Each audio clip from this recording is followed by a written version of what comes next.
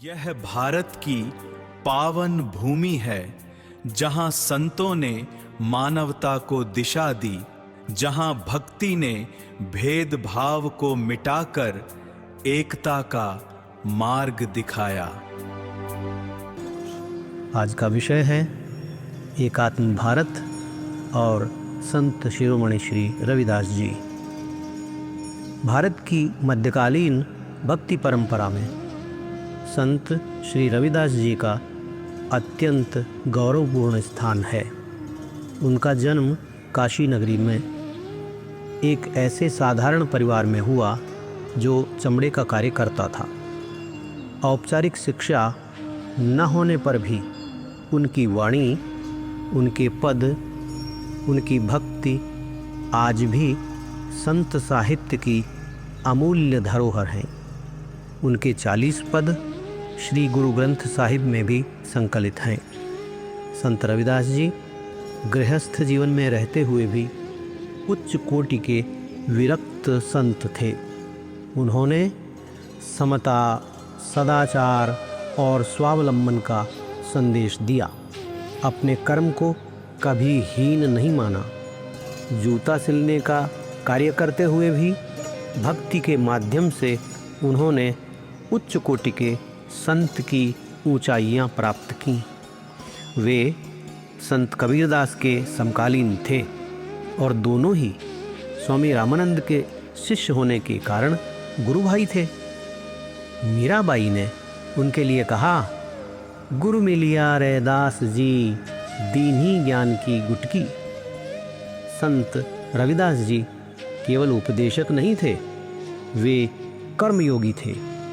एक बार किसी साधु ने उन्हें पारस पत्थर लाकर दिया, जिससे लोहे को सोना बनाया जा सकता था, किंतु रविदास जी ने उसे स्वीकार नहीं किया।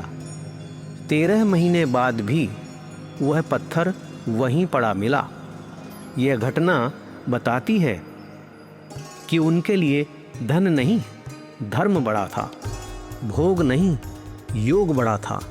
उन्होंने कहा, रविदास जन्म के कारण होतन को नीच, नर को नीच करी डारी है, ओछे कर्म की कीच। अर्थात मनुष्य जन्म से नहीं, अपने कर्मों से ऊंचा या नीचा बनता है।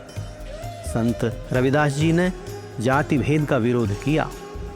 उन्होंने कहा, जब सबका प्रभु एक है तो भेदभाव कैसा। उनकी दृष्टि में मानवता ही सबसे बड़ा धर्म है। उनकी भक्ति कितनी सरल और गहरी थी, यह उनके शब्दों में झलकता है। प्रभु जी तुम चंदन हम पानी, अर्थात हे प्रभु आप चंदन हैं, मैं जल हूँ, आपसे मिलकर ही मेरी सुगंध बनेगी। उनकी प्रसिद्धि से प्रभावित होकर कई लोगों ने उन्हें धर्म परिवर्तन के लिए प्रेरित किया, परंतु वे अडिग रहे। सुल्तान सिकंदर लोदी के दबाव के सामने भी उन्होंने निर्भीक स्वर में कहा, प्राण तजूं पर धर्म न देऊं। वे वेद को ही सच्चा धर्म मानते हैं और कहते हैं, वेद वाक्य उत्तम धर्म, निर्मल वाका ज्ञान, यह सच्चा मत छोड़कर मैं क्यों पढ़ूं कुरान। ये उनके केवल शब्द नहीं थे, यह भारत की आत्मा की आवाज़ थी। संत रविदास जी ने अपनी साधना, विनम्रता और कर्मयोग से समाज को नई दिशा दी।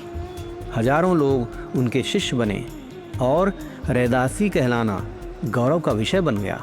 आज जब हम एकात्म भारत की बात करते हैं, जब समाज में समरसता, समानता और सद्भाव की आवश्यकता है, तब संत रविदास जी के विचार और भी अधिक प्रासंगिक हो जाते हैं।